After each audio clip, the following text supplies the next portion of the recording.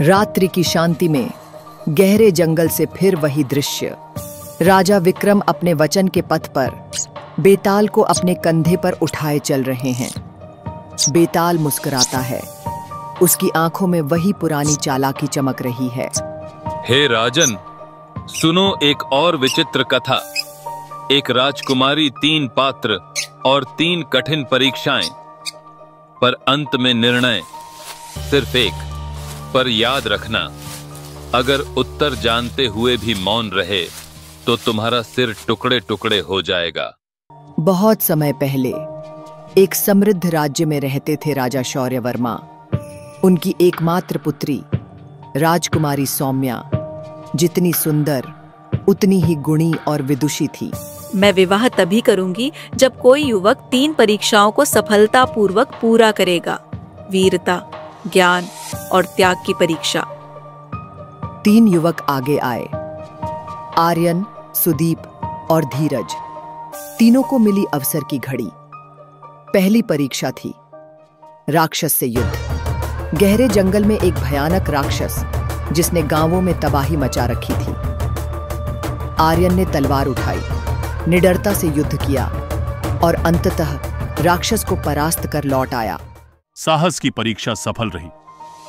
अब बारी थी ज्ञान की। राजा ने अनेक गूढ़ प्रश्न पूछे। नीति, धर्म, राजनीति और जीवन के रहस्य। यदि कोई अपने राज्य को दंड से नहीं पर धर्म से चलाए, क्या वह सच्चा शासक होगा? जिसके शासन में भय नहीं बल्कि श्रद्धा हो, वही सच्चा राजा है।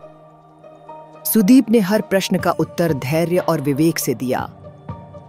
अब थी अंतिम और सबसे कठिन परीक्षा, त्याग। राजा ने कहा, जिसे राजकुमारी से विवाह करना है उसे अपनी सबसे प्रिय वस्तु त्यागनी होगी, बिना किसी शर्त के। धीरज, एक साधारण ग्रामीण, अपनी मां की दी हुई एकमात्र निशानी, पुरानी चूड़ियों का जोड़ा हाथ में लिए खड़ा था। यह मेरे जीवन की सबसे मूल्यवान वस्तु है, पर यदि यह त्याग ही प्रेम की कसौटी है तो मैं इसे समर्पित करता हूँ। धीरज ने अपनी मां की यादें आंखों में भरकर वो चूड़ियां त्याग दी। दरबार मौन हो गया और सौम्या की आंखें नम। तीनों योग्य हैं, पर मेरा हृदय केवल एक की ओर झुका है। साहस और ज्ञान आवश्यक हैं, पर प्रेम में त्याग सबसे बड़ा गुण है। धीरज को वर के रूप में स्वीकार किया जाता है। और इस प्रकार जहां 2 पुरुष विजय के योग्य थे, वहां एक व्यक्ति प्रेम और त्याग से सबसे बड़ा बन गया। अब बताओ राजन, क्या राजा का निर्णय न्यायपूर्ण था? क्या वीरता और ज्ञान को केवल इसलिए त्याग देना सही था क्योंकि कोई त्यागी था, या फिर क्या प्रेम की पहचान सचमुच त्याग ही है?